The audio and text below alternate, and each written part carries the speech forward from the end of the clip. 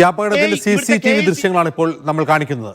ആ ദൃശ്യങ്ങളിൽ കാണുന്നത് അപകടത്തിന്റെ CCTV ദൃശ്യമാണ്. ആ വിദ്യാർത്ഥി ഷീറ്റിന് മുകളിൽ കയറുന്ന ദൃശ്യം, ഷോക്കേൽക്കുന്ന ദൃശ്യം.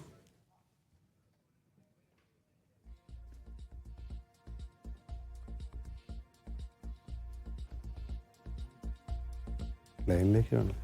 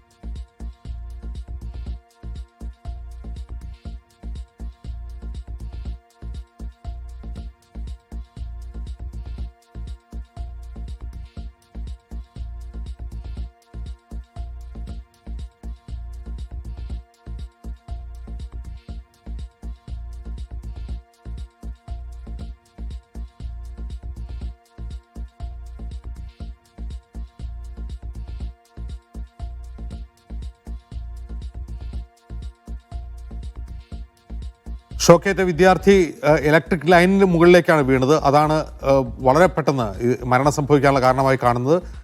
താഴെ നിന്ന് വിദ്യാർത്ഥികൾ പോലും ശ്രദ്ധിക്കുന്നുണ്ടായിരുന്നില്ല. ഷീറ്റിന് താഴെയാണ് വിദ്യാർത്ഥികൾ ഉണ്ടായിരുന്നത്. വിദ്യാർത്ഥികൾ ഈ ഷോക്കേറ്റ് വീണ വിദ്യാർത്ഥി ശ്രദ്ധിക്കുന്നുണ്ടായിരുന്നില്ല. അതായത് കുറേ സമയം കഴിഞ്ഞാണ് ഈ ഷോക്കേറ്റ വിവരം പുറത്തറിയുന്നത് എന്ന് ഈ ദൃശ്യങ്ങളിൽ നിന്ന് വ്യക്തമാണ്.